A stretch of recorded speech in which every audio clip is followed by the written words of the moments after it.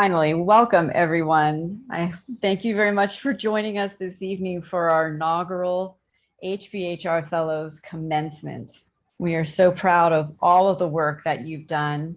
I just wanted to welcome everyone as well as sort of lay out the little plan that we have for this evening as we celebrate thought leadership in public health.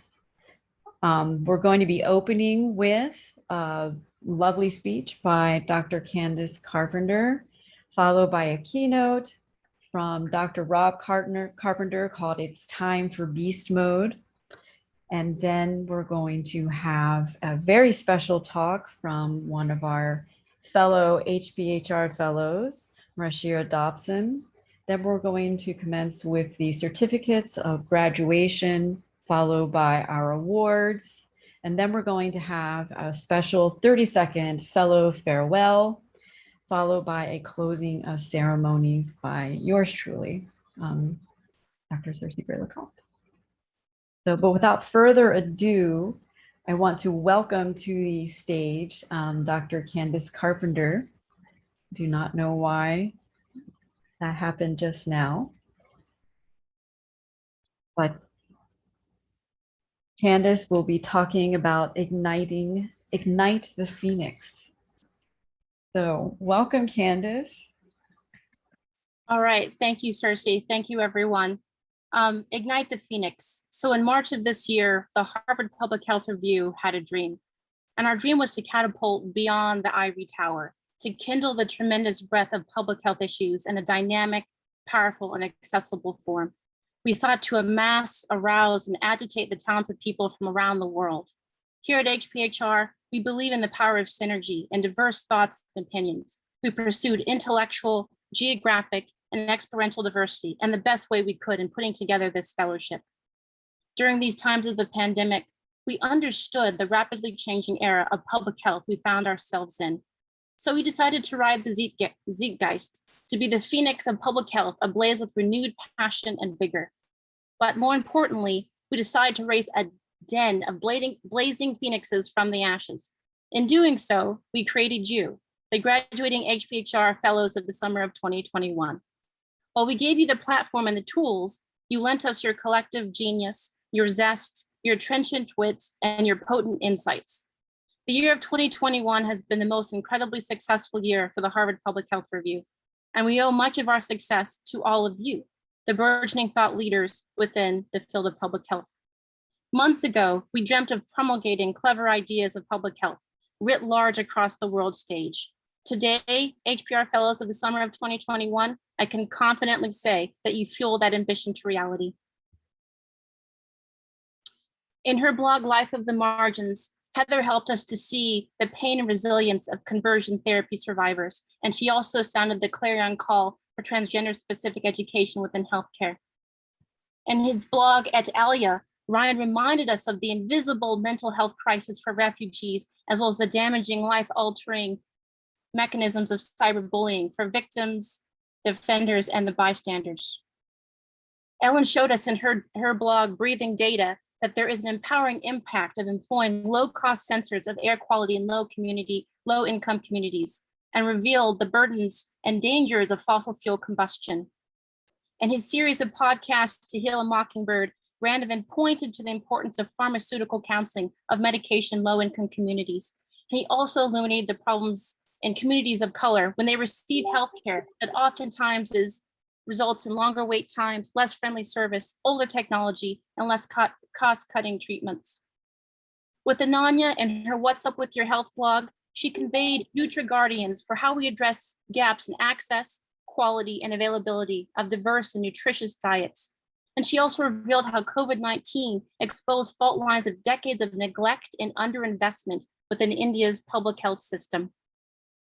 In her vlog series, Oral Health and Medicine, Separate Not Equal, Naomi argued for the need to obliterate the artificial divide between the dental and medical healthcare systems, as well as the desperate need for dental professionals within rural America. Within her blog and podcast, The Interdisciplinarian, Sophia highlighted the importance of public health work for Sudanese activists as well as Uganda practitioners. And she also inspired us with the notion that narratives and storytelling are critical in medicine.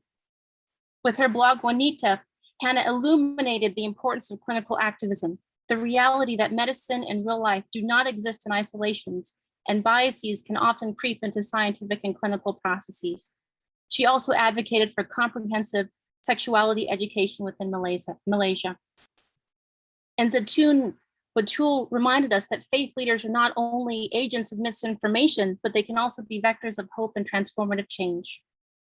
In her mini podcast, Caring Connections of Southeast Texas, Cordella expressed the importance of routine HIV screening and how we can end the HIV/AIDS epidemic.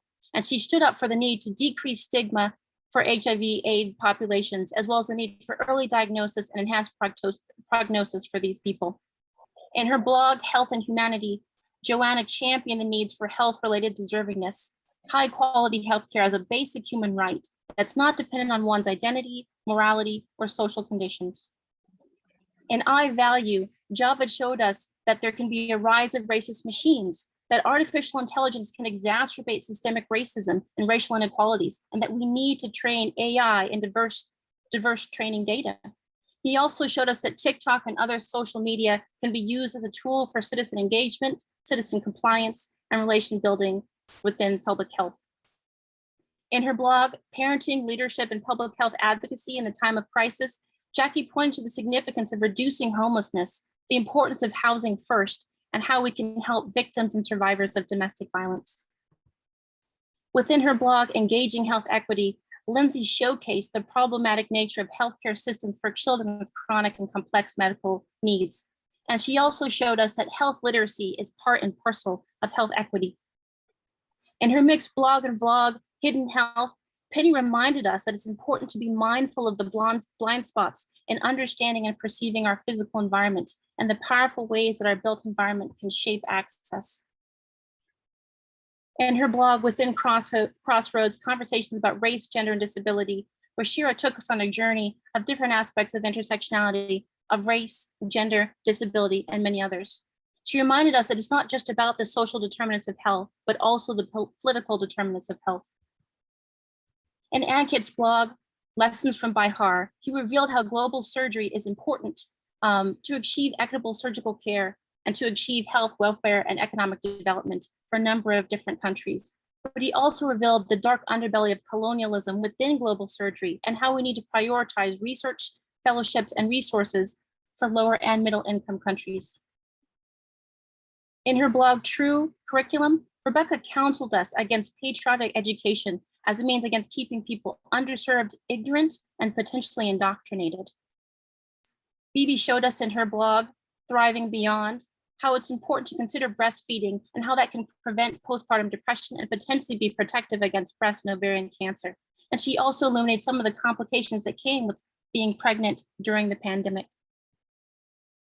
In her blog, Pulse on Public Health, Priya stirred our empathy about street medicine as a tactic for dealing with homelessness, but she reminded us that this is not elixir for the bigger public health scourges of housing and income equality, incarceration, poverty, broken healthcare systems, and fragmented or non-existent public health infrastructure. And finally, Studi, in her blog, Stroke Reimagined, she roused our interest about how climate change and air pollution can be risk factors for stroke, not just for older people, but young people as well, and persuaded us that the use of artificial intelligence can enhance the prediction, detection, and treatment of stroke. So HPHR Fellows of the summer of 2021, in the past 4 months, you've attained experience and skills to carry on your own torch of public health, to illuminate the path for health equity, social justice, and understanding and advocacy in areas ranging from environmental justice, mental health, nutrition, sexual and reproductive health, and the health of Black, Brown, and LGBTQ+ communities. So continue to give voice to the voiceless, to empower the powerless, to galvanize the guileless, and to potentiate the possibilities for underserved and underappreciated communities. Enrich, enliven, and enjoin policymakers, researchers, practitioners, and laypersons alike. And finally, rise from the blazing ashes like the phoenix that you are, and carry on with the relentless momentum we hopefully have given you. Thank you.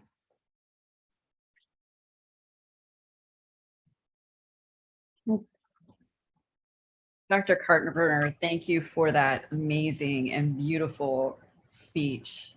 You truly captured the essence of each of our fellows that we were so fortunate to have over the past few months, and really sort of raised a clarion call for moving forward in their own work. So thank you for that. And now we are very fortunate to have a keynote speaker. It's Dr. Rob. You may remember him from early on in the in our time together working as a group on the HPHR Fellows Program. He spoke about his work, and he wanted to pass along a message to you today.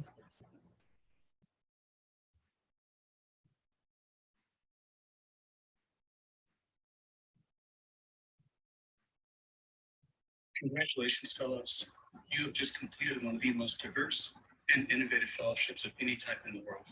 Your group of PhDs and MDs and public health advocates who have not only contributed to academic research, but have contributed to making the world a better place.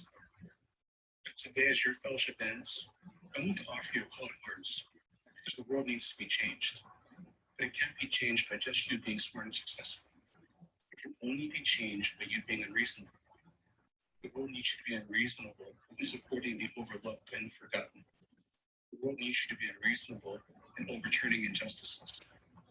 The world needs you to be unreasonable in using your gifts outside of the box when so many are trying to tell you to use them safely inside of the box. The world needs your highest you, your most courageous you, your most... Congratulations, fellows. You have just completed one of the most diverse and innovative fellowships of any type in the world. Your group of PhDs and MDs and public health advocates who have not only contributed to academic research, but have contributed to making the world a better place. But today, as your fellowship ends, I want to offer you a call to arms, because the world needs to be changed. But it can't be changed by just you being smart and successful. It can only be changed by you being unreasonable. The world needs you to be unreasonable in supporting the overlooked and the forgotten. The world needs you to be unreasonable in overturning injustices. The world needs you to be unreasonable in using your gifts outside of the box when so many are trying to tell you to use them safely inside of the box. The world needs your highest you, your most courageous you, your most fearless you, the you that can't be stopped. The world doesn't need the reasonable you. It needs the unreasonable you, who will use their gifts to elevate people and society to a level it hasn't been before. That's what the world needs from you. It doesn't need you to go down conventional paths. It doesn't need you to do what generations have done before it. It needs you to reach down and access that unique DNA on the inside of you, that unique alchemy of ideas and love and determination and fight, so you can show up and shake the system. Because you're a beast, and you must enter your own personal beast mode to shake the system. Because some systems and some things only get changed when a beast comes to shake it, and you're that beast. So I want to offer you my congratulations for completing this fellowship and my support as you continue your journey to change the world, to change the system, to advance new ideas, even if they're controversial ideas, even if they're ideas that are criticized, because you have the training, you have the mindset, and you have the perspective to do things for this world that you know you can do, that I know you can do, that this fellowship knows you can do, that so many believe that you can do. So thank you for being a part of this. Thank you for listening to this message. Go out there and do what only you can do what only a beast can do, and change the system and change the world. Thanks.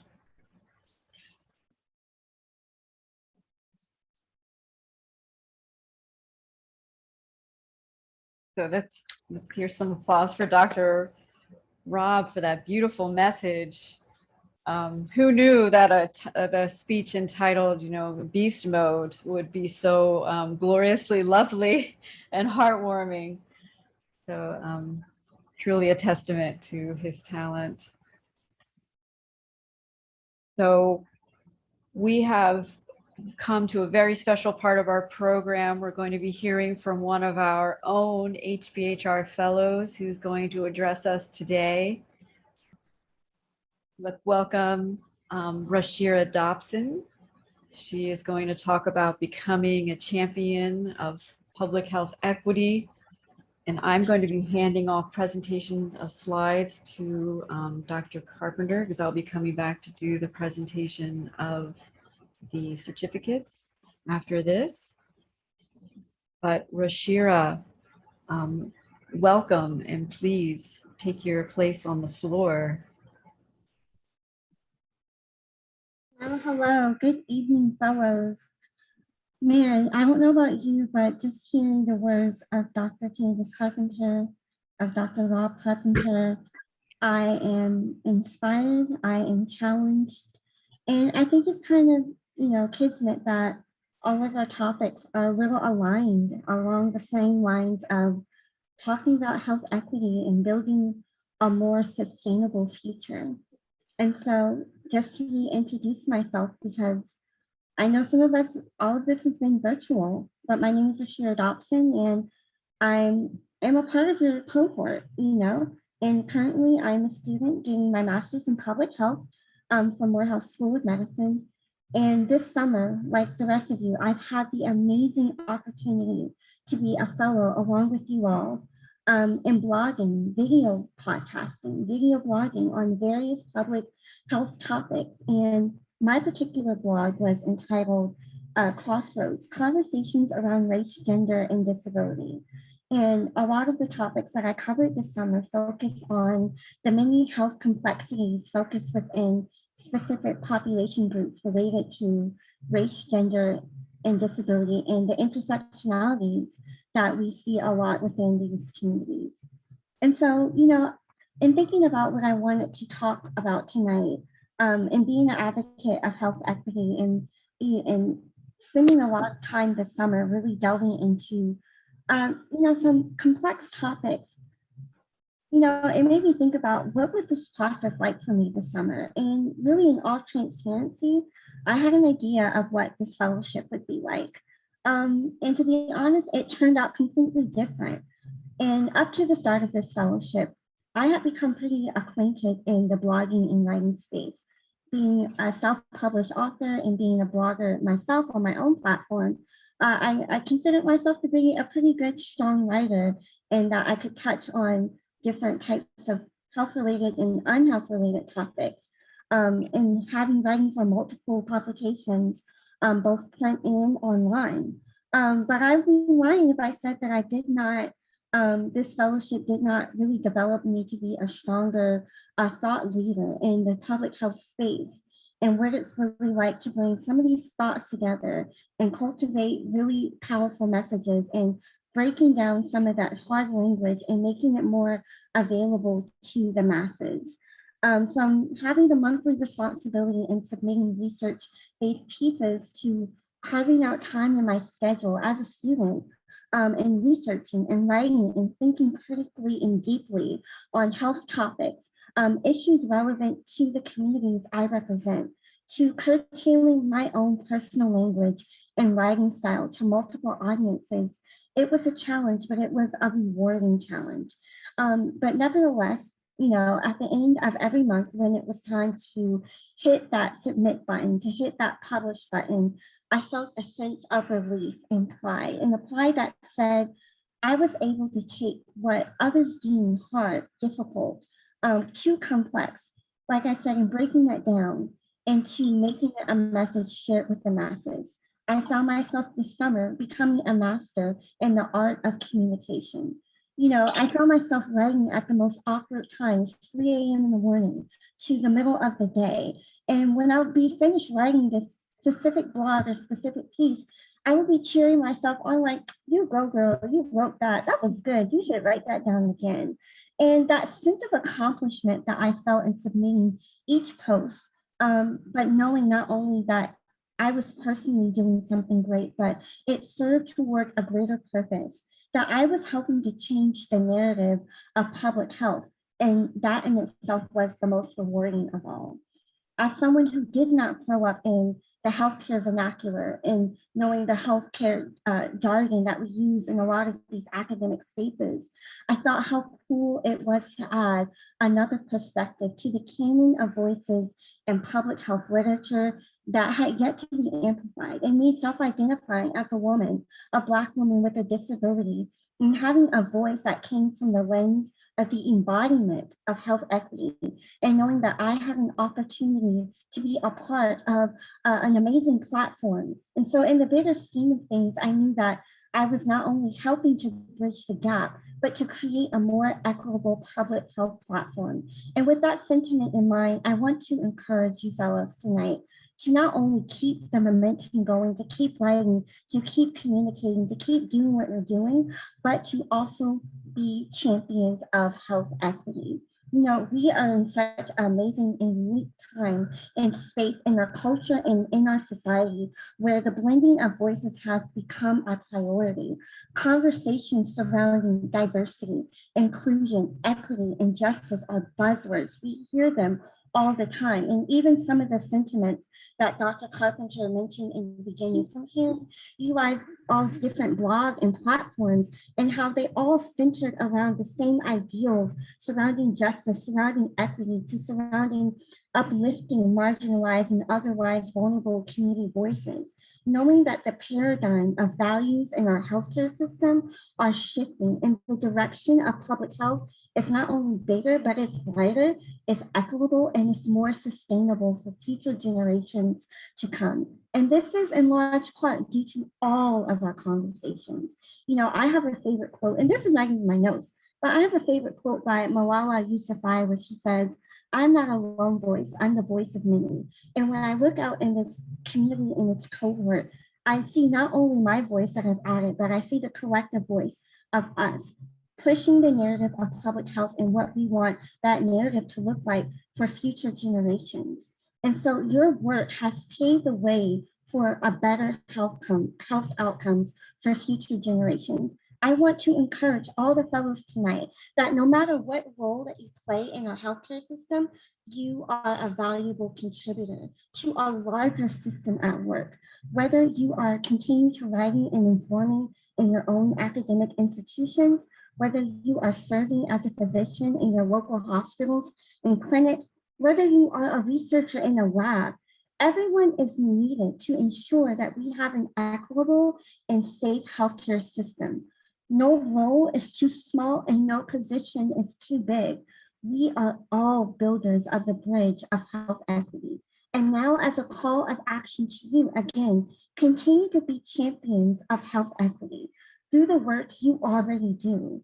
In my role in championing of health equity, I make it my priority to amplify the voice of those who we deem the least or the most vulnerable. And so in my closing remarks, I want to leave with you the words of D.H. Lawrence. He says, "Ethics and equity and the principles of justice do not change with the calendar. Achieving total health equity requires small steps along with consistent strides over time." I encourage you, continue to write, continue to work in your communities, continue to educate and inform, continue to practice medicine through the lens of equity. And our society, our healthcare system will be the better because of your long-lasting commitment to being a champion of health equity. Thank you. Well, Rashira, I'm absolutely moved by your comments just now. That was the most beautiful speech. I'm actually like kind of tearing up. Thank you so much for sharing that. And I think it really speaks to what we sought to accomplish and with this program. And I cannot tell you, all of you, this program has far exceeded our expectations because of your contributions and because of people like you. And thank you so much for those beautiful words today and this evening, rather. And with that, I think that we can move into the presentation of certificates of graduation. So, our first up is Naomi Fukuda, Oral Health and Medicine, Separate, Not Equal. Next slide.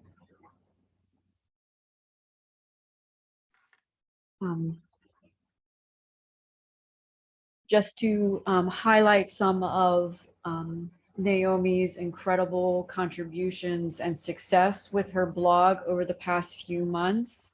She was incredibly successful on Twitter in particular. She had almost 8,500 impressions through 8 tweets, which is quite large. She also was liked by the American Dental Association, which is the most important oral health entity in the United States. Next, we have her certificate, and then we have Penny's son with Hidden Health. Congratulations, Penny. The most notable thing from Penny's time with us is that she actually became director of the HPHR Fellows Program. So thank you very much for taking on this large endeavor, and we look forward to working with you in the future. And Penny has shown incredible leadership in further developing the program. And then we have her certificate, and we have our next graduate, Priya Vadula, Pulse on Public Health. Congratulations, Priya. During her time with us, she was very successful in engaging her readers through Facebook and also Instagram, and created beautiful presentations of her work to help promote it through the website. Our next graduate is Sophia Weiss Garandia, and her blog was The Interdisciplinarian. Just some highlights from what Sophia did. She was quite a leader in first developing and spearheading the use of SoundCloud and putting together lovely podcasts that were quite engaging and really helped show the way for other fellows, we believe, in the use of the platform. So thank you very much for that. And that's her certificate. Our next graduate is Ryan Sutherland with Ananya. Ryan was an incredible leader, especially on Twitter and Instagram, and really highlighting his work. He also did a great deal of work in developing his blogs into podcasts, and also partnering with folks, like-minded community members, in developing his message. So thank you very much, Ryan. Stroke Reimagined by Studi Chakraborty was a wonderful blog. Just some highlights here from her work. She was very active on Instagram as well as Facebook in promoting her pieces. So congratulations to you, Studi. I think someone has come off of mute and is creating some.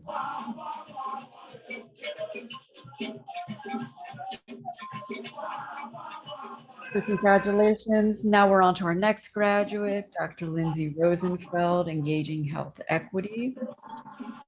Lindsey is not able to be with us. However, she was very successful in promoting her work through all the social media platforms, and really helped highlight some issues around public health and children. It was interesting to follow. To Heal a Mockingbird by Randovan Pierre.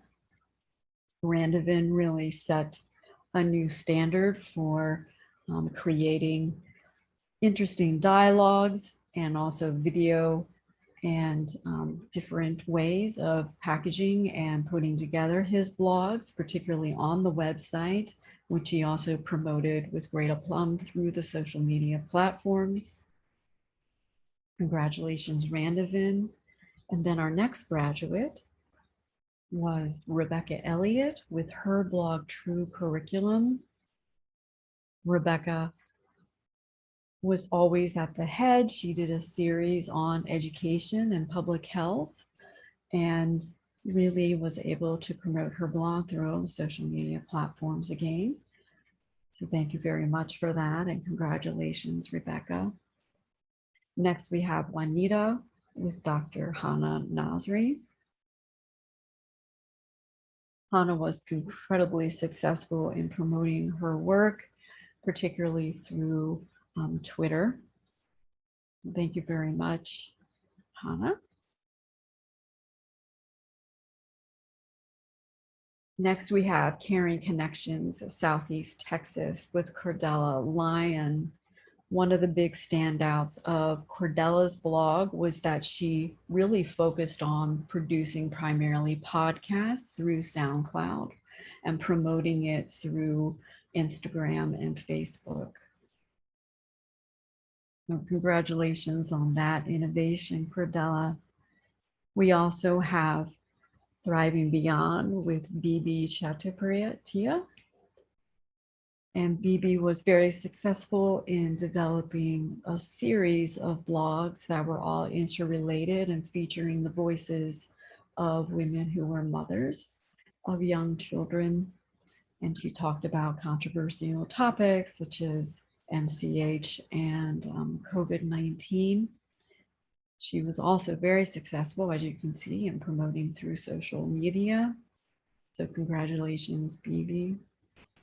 Next, we have What's Up With Your Health with Dr. Ananya Awasti. One of the highlights of Dr. Awasthi's work here in promotion, you can see, is that she was able to really get the word out about her pieces, which were very interesting, particularly on Facebook. You'll see she had over 18,000 impressions, which is the number of people looking at your blogs.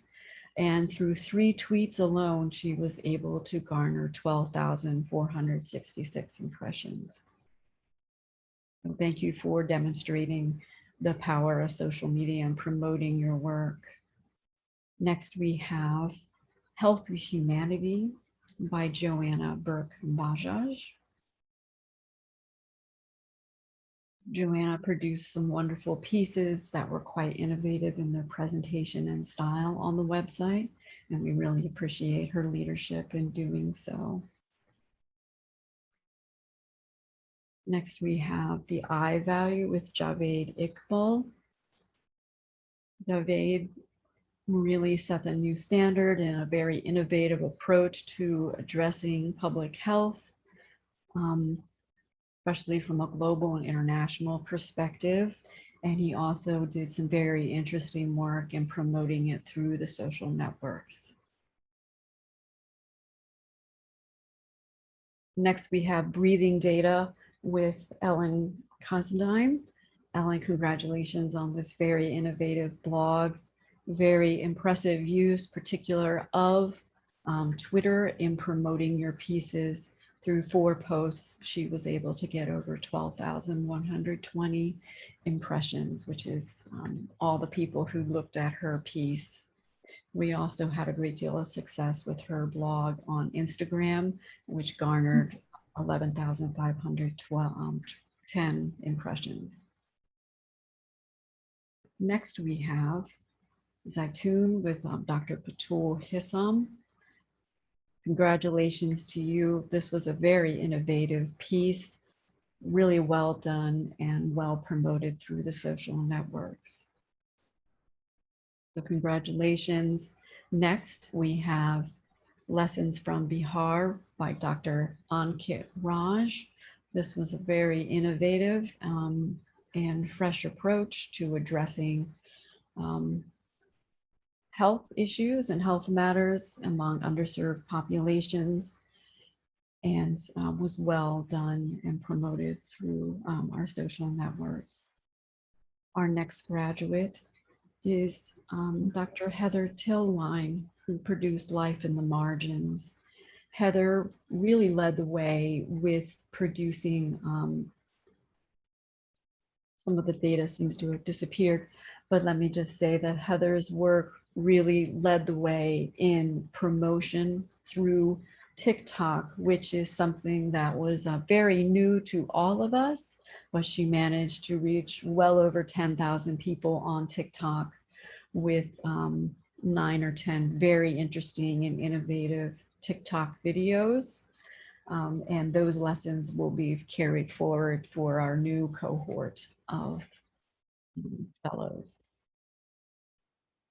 We also have Rashira Dobson, Crossroads of Conversations of Race, Gender, and Disability. I believe Rashira's work really speaks for herself after that beautiful speech that she gave. She leveraged a number of very interesting pieces of artwork and approaches that really married together art and her text to create a beautiful message for folks who were reading all of her blogs and were well distributed through the social media networks. We also had Jackie Lung, who was our last graduate to be highlighted today. Jackie did a great job in marrying all of her very unique interests with data, public service, and health policy, and also highlighting the intersectional issues facing Asian and Pacific Islander persons in the United States and their health. So well done and congratulations to you.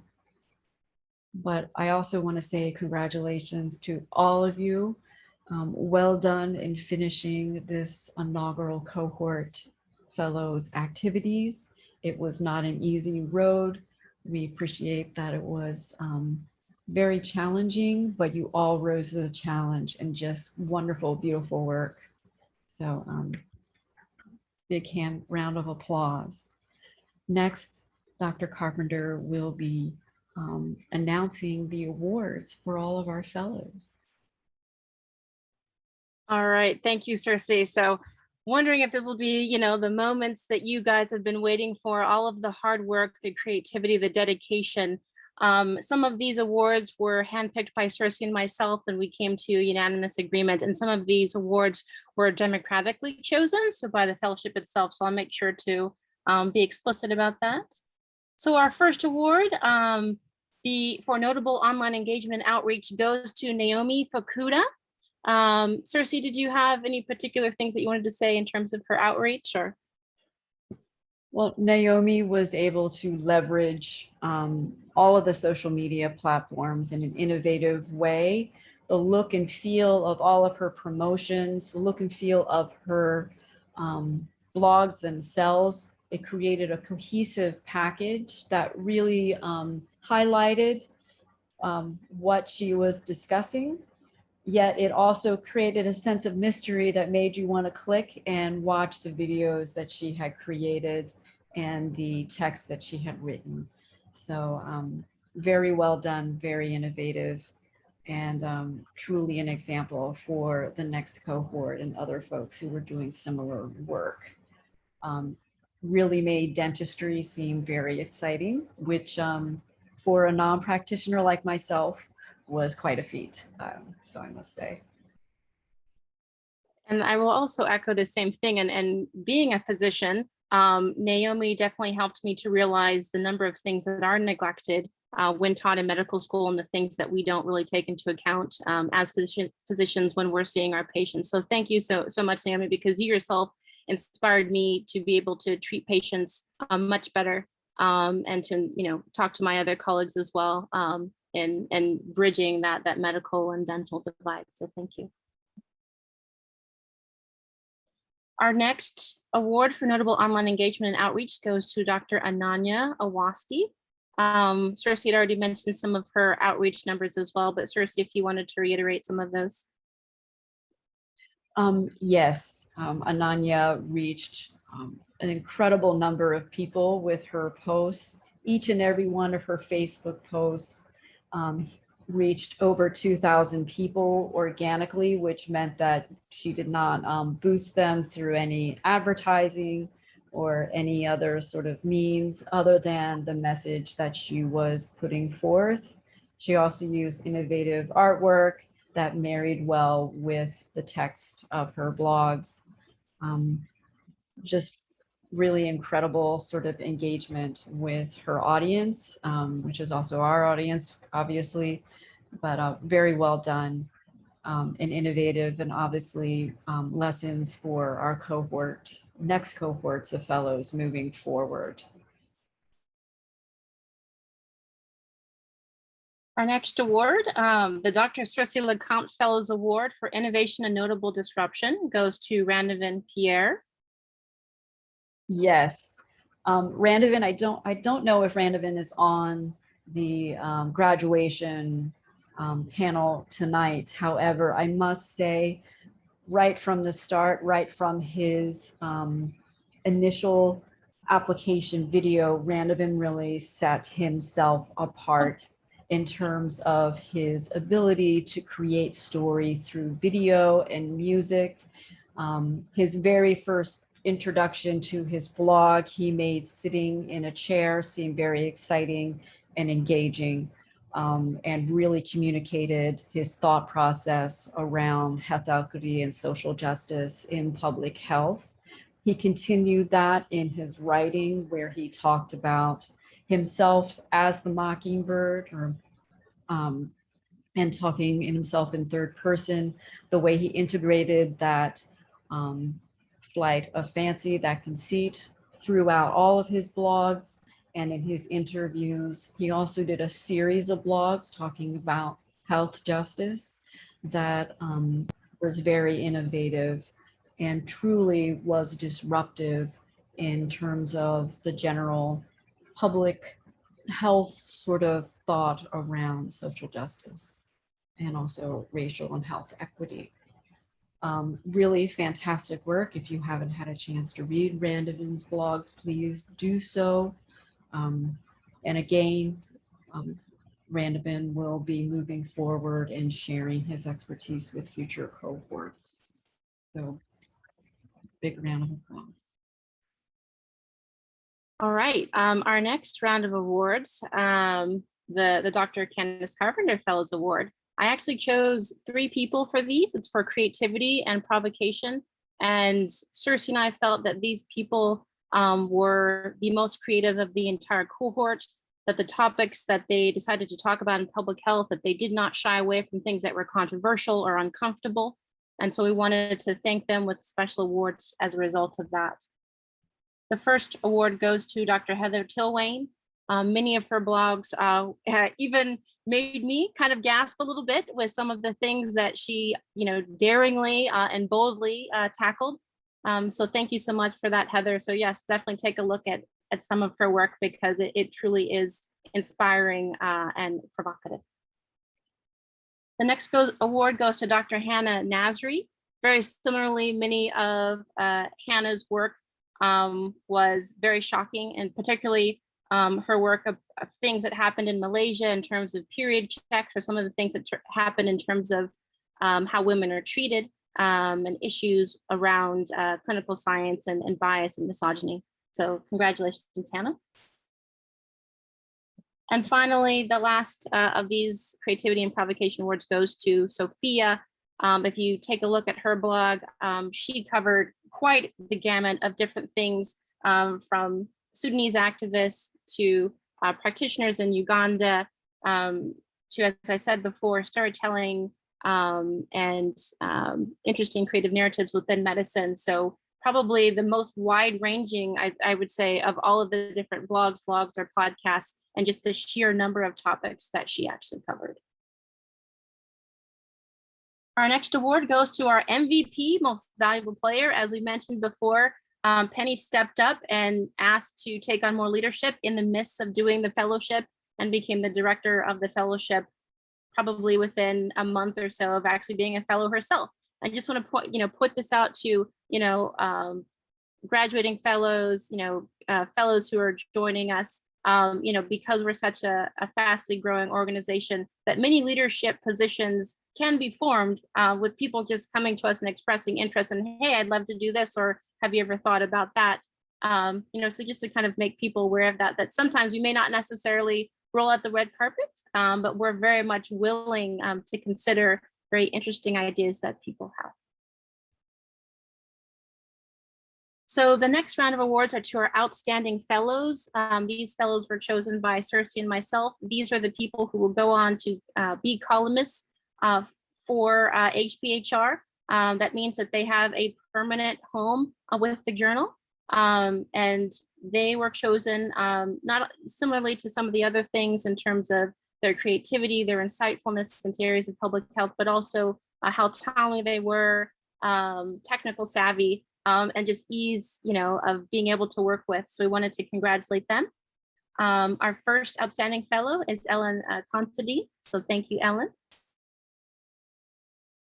Next is Dr. Ananya Awasti. We'll have Dr. Hannah Nasri as a columnist. Sophia Weiss Gotiana. Randovan Pierre. Naoma Fukuda. So the next award was chosen democratically. So we put out a Google form that people filled out, and the most awards for the best blog went to Juanita by Dr. Hannah Nasri. So thank you, Hannah. Your cohort, collectively gave you the most votes for the best blog.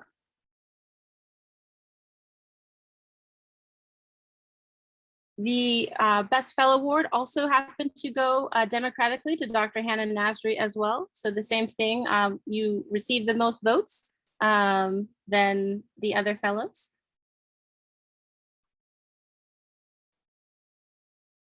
And then finally, the award for Best Blog Podcast goes to Life in the Margins by Dr. Heather Tillwein for the most votes for the exceptional blog podcast of all of the fellows. And as again, this was a democratic one where, your whole pool of fellows selected you. All right. The next part that we have is the 30-second farewell. So for all of the graduating fellows, if you could, I did believe I gave you guys a bit of a heads up as well. If you could turn on your cameras, and we wanted to go around and in 30 seconds or less. We really want to be tight about this so we can, stay on time, because I think we might even go over just a little bit. 30 seconds or less, give us some imparting wisdom, things you felt about the fellowship. If you want to criticize us, you can do that as well. But we just like to hear just a little bit from each and all of our fellows. And I'm gonna go ahead and call on people if that's okay. And the first person who is to my right in my Zoom is Ryan. Hi all. I just want to say that it's been an absolute pleasure to work with all of you. It's so empowering to read all of the wonderful and listen to all of the wonderful podcasts. And myself as growing, as a fellow as well, having the opportunity to, network with refugees in Indonesia and interview Dr. Fauci and, all of these different things throughout the course of this internship. It was just fantastic. And I could not have chosen a better cohort of individuals together. So really, really appreciate all of you. Thank you. Thank you, Ryan. Ellen? Oh, we can't hear you. Yeah, sorry, I had to unmute. I think this summer, the most important thing I learned from just trying to kind of synthesize information to create each blog was, just how challenging and also kind of how different an experience it is writing academic papers versus trying to create material that doesn't contain all of the scientific details, but kind of points out the most important, thought-provoking, politically relevant pieces. So I'm very grateful for the opportunity to kind of push myself to learn that. Thank you, Ellen. Naomi? Yeah, I just want to thank everybody so much. This has been such a great opportunity and such a supportive and welcoming community. I've really loved hearing about all the different blogs and vlogs and hearing about all these different public health topics. I've always really wanted to have a platform to talk about dentistry and medicine, and I've never really had that opportunity to do it or have this type of platform before. So this has been great, and I've really liked creating vlogs and just talking to all of you guys and interacting with all of you. So thank you. Yeah. Thank you. Jackie? Hi, everybody. Just thank you for this opportunity and getting to know you all, and looking forward to seeing what the second cohort's going to do and the adventures that they go on. Thanks. Thank you. Heather? Hey everyone. I had a lot of fun doing these vlogs and blogs. So yeah, it was a great time. Thank you. Joanna? I just want to say congratulations to everyone. It was really wonderful meeting you all virtually. And I feel like we know each other in kind of a deep way now because we've read each other's work. And I always feel like I know people in a really weird, deep way when you've read their writing. And I think we all have focused on really important issues, and I hope that we all continue to do that. And special shout out to everyone for finishing all of these blogs and vlogs while working full-time or taking care of families or being a student. I think that's really amazing. Awesome. Thank you. Rashira? Yes, I want to say this has been such an amazing opportunity. I'm so glad for all the work that we've all put in, and congratulations to all the award recipients. Thank you. Hannah?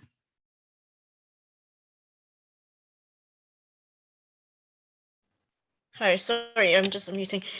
Yeah, so doing this fellowship has been so wonderful to my writing, because honestly, like previously before I started writing seriously during this fellowship, I wasn't really confident in sharing provocative ideas, as Candice would say. So thank you so much for the opportunity. Now I feel a lot more comfortable talking about the subjects, and I think they're important subjects. And thank you so much for nominating me as the best fellow. Thank you so much, guys. Thank you, Hannah. Rebecca? Hi guys, congratulations to everyone. I had so much fun doing these blogs. I didn't think I would have this much fun writing something after I graduated, but this was absolutely such an incredible experience. I hope to one day see most of you guys in person and see what you guys are up to after that. So congratulations. Thank you. Batul? Hello, congratulations everyone. I'm really grateful for the opportunity to be able to write for the Harvard Public Health Review as a fellow. I wasn't very comfortable either writing something provocative, but it was a good experience and I really, really enjoyed it. Thank you. Thank you. And last but not least, Priya. Hi, everyone. Sorry, I was on mute. I think for me, the biggest thing was just being able to be in a cohort of such intelligent, bright, provocative, free thinkers. Just being able to read your blogs and learn from you throughout this journey has been amazing. So I think more than, more than the name of Harvard associated with it, I felt like it was an honor to just be in your presence and read your work and learn from you guys. So that was probably the best part of it for me. Thank you so much to Candice and Circe. You guys have been such amazing mentors. I feel like aside from just like blogging, I learned about how to use different softwares like Hootsuite and things, like websites that I hadn't thought about before. So that was really cool to be able to learn all of that. So I feel like definitely I'm a more efficient blogger, and I look forward to continuing to work with Harvard Public Health Review. Awesome. Thank you. I think that is all of our fellows who are in the room. All right. So now, Dr. Circe Lecomte, you're all the best. We'll take it away. Take it away. Well, I just want to say one note. One of the blogs that we have not had a chance to release just yet is a very special blog that Ryan and Javaid were able to create together. They did an interview with Dr. Anthony Fauci, and it was incredibly inspiring. And I am still in awe that they were able to secure that interview. Just incredible work. And truly speaks to the title of my speech. All of the folks, the 21 people who graduated from this program, you were truly all the best. I wish you all the best, but you truly are all the best, and you are so inspiring to me. And I must say that last year at this time, I know I have been running the journal since 2015 as editor-in-chief and co-editor-in-chief, but when the school year was starting and I had finished my doctorate, I truly thought the journal might be done because we had had to shut down because of COVID. We were not as engaged. It was pretty much just me trying to keep things afloat at that point. But imagine my surprise the first time that we had a recruiting meeting. Over 100 people showed up and couldn't wait to talk about the journal, submit articles, talk about how they could put together an edition on COVID, and start building this platform, which had just been a traditional journal at that point, into something new.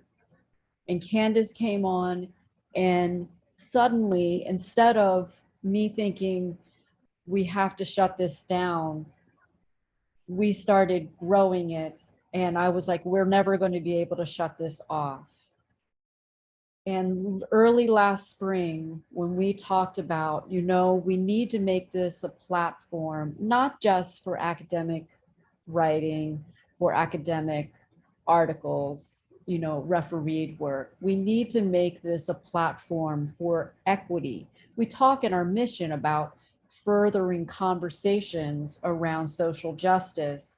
But how can we do that if we're behind a wall of academic language, nothing being translated for the layperson who desperately needs health information, particularly over the past year?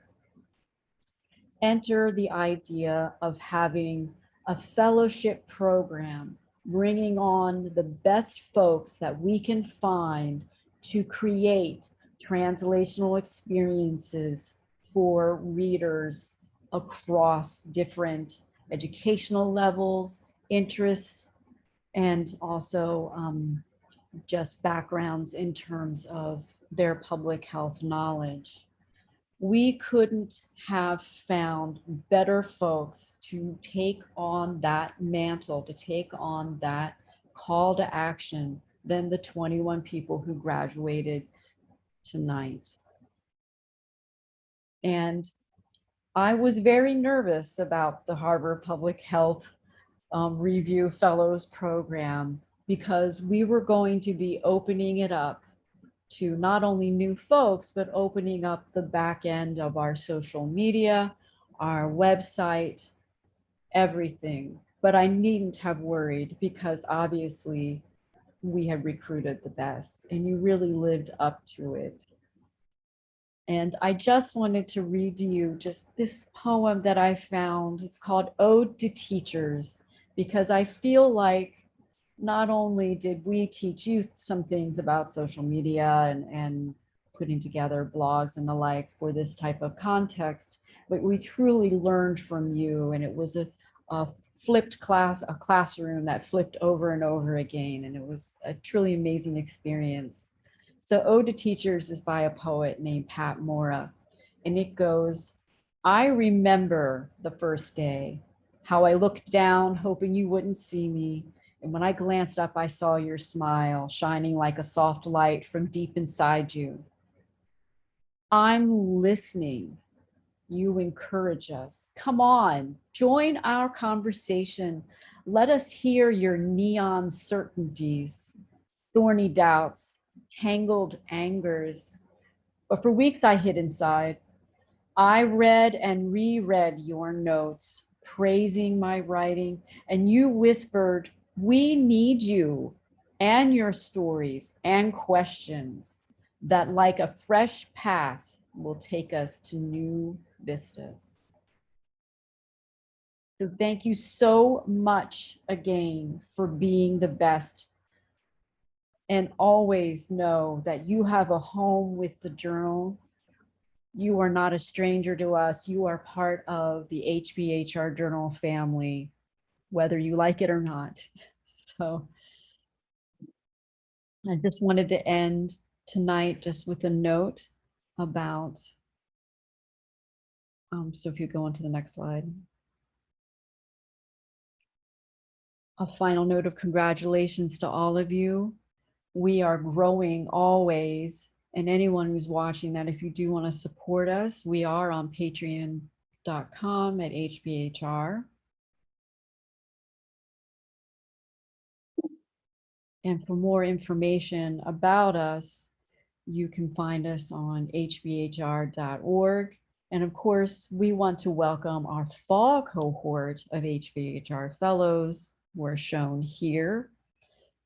It's a smaller cohort this time, but please know that when we were selecting them, we had all of you in mind and trying to find folks who could live up to all the great work that you had done. Thank you very much. Please be sure to follow us if you don't already, which I imagine you probably do. But thank you, thank you, thank you.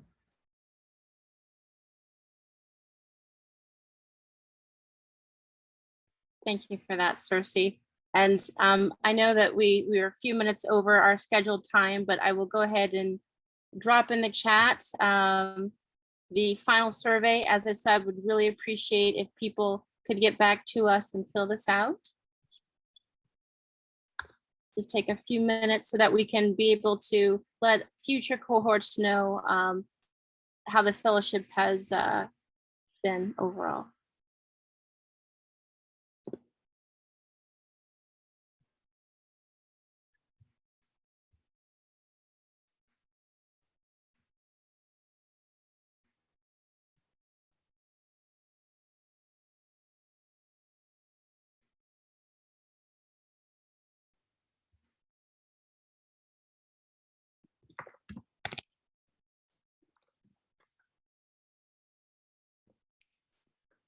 And Candice, would you like folks to complete that while they're on the call, if they are on the call today?